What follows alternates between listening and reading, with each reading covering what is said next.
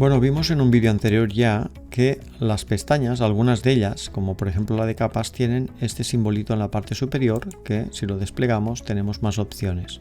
Vamos a activar aquí el filtro y nos aparece esta fila que podemos marcar aquí el cuadradito para que se active y ahora podemos filtrar por tipo, kind, o por nombre. Vamos a probar por nombre, por ejemplo escribiendo aquí 3 letras y nos aparecerían todas las capas que tengan coincidencia con las 3 letras. Aquí una vez más vemos la ventaja de nombrar bien las capas para poder luego hacer búsquedas.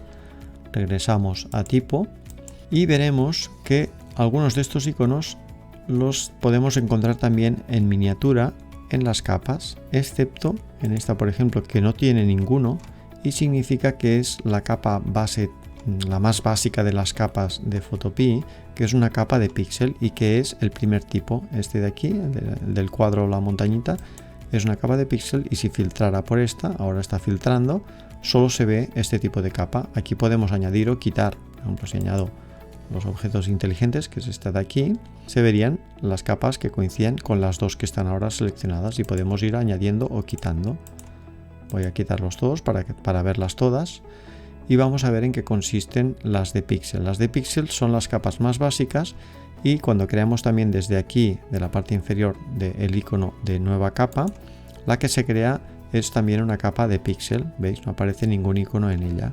En este caso se ven los cuadraditos porque es una capa vacía y transparente que no tiene nada. Si la arrastro a la parte superior, veremos que no tiene ningún efecto porque es como añadir una transparencia que no está teniendo ningún efecto. Las capas de píxel son las que se utilizan, por ejemplo, para fotografías, para pintar y para según qué tipo de efectos. Si utilizamos, por ejemplo, la herramienta de pincel, ahora sobre esta capa podemos pintar. Y podríamos utilizar también pues, la mayoría de herramientas que tienen que ver con los modos de píxel. Por ejemplo, la de la goma de borrar, pues también tendría efecto igual. Sin embargo, como he comentado, las capas de píxel también son las capas típicas para fotografía y entonces nos preguntaríamos por qué, por ejemplo, la montaña, que es una fotografía, o la del faro, aparecen como otro tipo de capa, que en este caso es capa de objeto inteligente, que es este símbolo. Se filtra por este. Los objetos inteligentes los podemos considerar como una especie de contenedores de otro tipo de capas y podrían contener capas de píxel, que son fotografías, o podrían contener también vectores, que son formas, que son trazados, o también podrían contener textos. Entonces, como es una especie de contenedor, directamente no podemos pintar. Si selecciono una capa de objeto inteligente, aunque tiene una fotografía que es píxel, y voy con el pincel, si intento pintar en ella, me dice que primero tengo que rasterizarlo. Rasterizar significa convertir una capa a capa de píxel. Es lo mismo.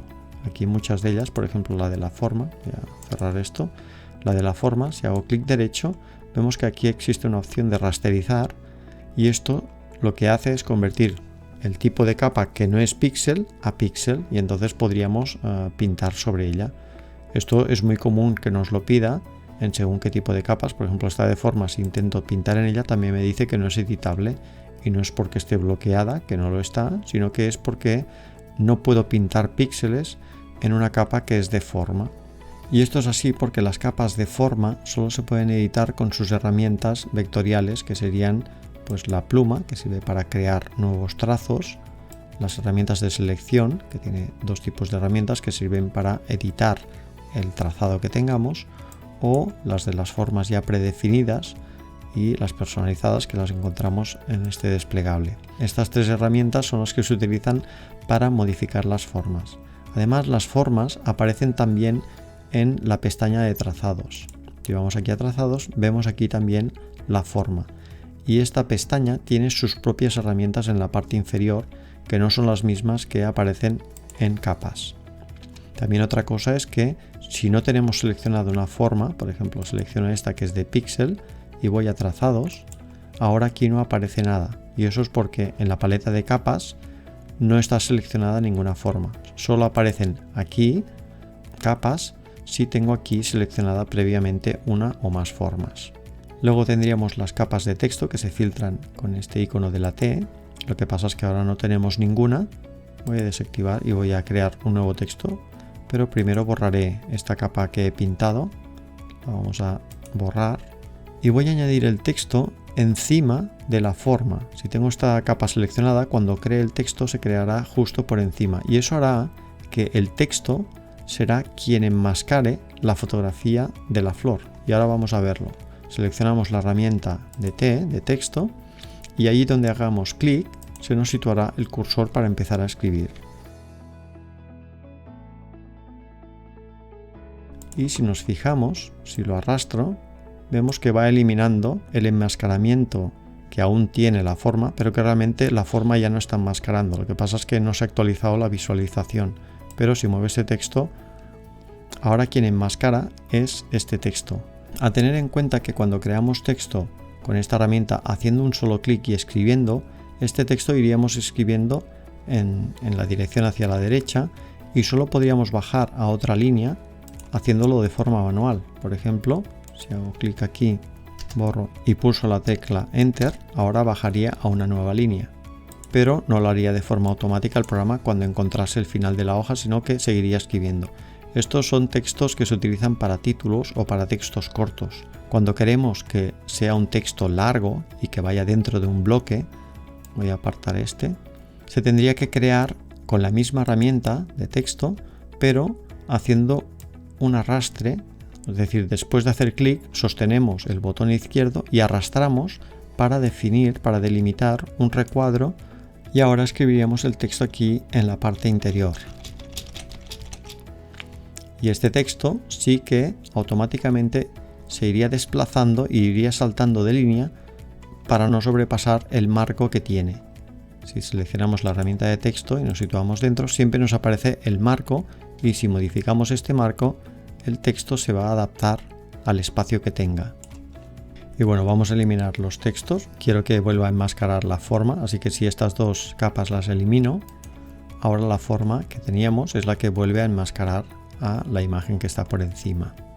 Bueno, y para finalizar vamos a ver las capas de filtro, que es este simbolito de la parte superior, pero ahora no tenemos ninguna, así que vamos a crear una con el mismo símbolo que encontramos aquí en la parte inferior y se despliegan todas las posibles capas de ajuste. Veremos también que las podemos encontrar si vamos a Ventana, Ajustes, en esta paleta que ya vimos creo en otro vídeo. Directamente haciendo clic sobre un icono de estos es lo mismo que venir aquí y seleccionar una capa de ajuste. La vamos a crear desde aquí y la crearemos encima de la capa de montaña. Cuando creamos una capa, por defecto siempre se sitúa encima de la que tengamos seleccionada en ese momento. Así que vamos a poner por ejemplo la de tono y saturación, que es esta de aquí, y aquí nos aparecen sus opciones. Por defecto siempre está aquí el icono de las propiedades de las capas de ajuste. Además vemos que la capa de ajuste por defecto aparece enlazada a otra capa al lado, que es una máscara. Cuando aparece un recuadro así al lado de una capa, significa que es una máscara. Lo que pasa es que por defecto la máscara es en blanco y por lo tanto no tiene ningún efecto. Haré un vídeo específico sobre las máscaras porque requiere bastante detalle y tiempo para poder explicarlo bien. Ahora simplemente modificaremos los ajustes de esta capa y veremos cómo tiene efecto sobre la que tiene por debajo, en este caso la de la montaña. Sin embargo, si la del faro estuviera visible, también se vería afectada por esta capa. Vamos a hacerlo. Voy a ocultar un momento esto y vamos a desplazar la capa de la montaña a un lado. Y al otro lado vamos a hacer que asome la del faro. Voy a hacerla un poco más grande. Y vemos que esta capa de ajuste está afectando a las dos. Voy a exagerar un poco. Para sacar otra vez el menú que teníamos, se puede ir directamente aquí en este símbolo o haciendo doble clic sobre la capa de ajuste se nos abre automáticamente sus propiedades. Y vamos a exagerar el ajuste del tono, voy a saturar mucho los colores para que sea muy notorio el cambio. Por ejemplo así, voy a ocultarlo. Y ahora vemos que esta capa está afectando y seguiría afectando a todas las que tengan alguna visibilidad por debajo de ella. ¿Cómo haríamos para que solo afecte a la de la montaña y no a la del faro?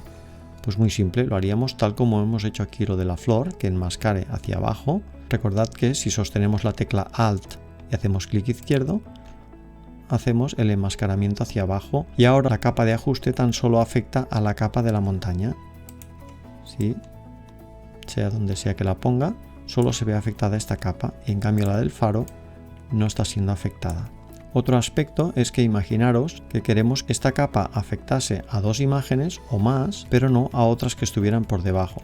Bueno, pues una forma muy sencilla de hacerlo sería utilizar las carpetas. Voy a añadir otra capa para que lo veamos y añado, por ejemplo, la de la casita esta y la de la casa la pondremos por debajo del faro.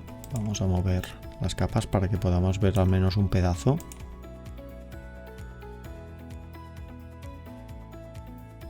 Bueno, y ahora, ¿cómo haríamos para que esta capa de ajuste afecte a la montaña, al faro, pero no a la casa? Pues muy simple, seleccionaríamos la montaña y el faro y las meteríamos en una carpeta. Y ahora fijaros, automáticamente también está afectando a esta, porque esta capa está afectando, enmascarándose sobre esta carpeta y por lo tanto todo lo que tenga la carpeta en su interior. Si aquí tuviésemos más cosas, no solo de imágenes de píxel, afectaría a todo lo que esté en la carpeta, pero a partir de la carpeta hacia abajo ya no. Es una forma muy sencilla de hacer que una capa de ajustes solo afecte a las capas que deseemos. Y bueno, lo dejamos aquí porque ya tenemos una visión un poco general del funcionamiento de las capas y el filtrado. Y en los siguientes vídeos veremos el resto de opciones que tenemos aquí en la parte superior y también un poco por encima las herramientas principales. Por supuesto, podéis dejar cualquier duda o sugerencia en los comentarios y os agradeceré también que compartáis los vídeos para que así nos animemos a hacer muchos más.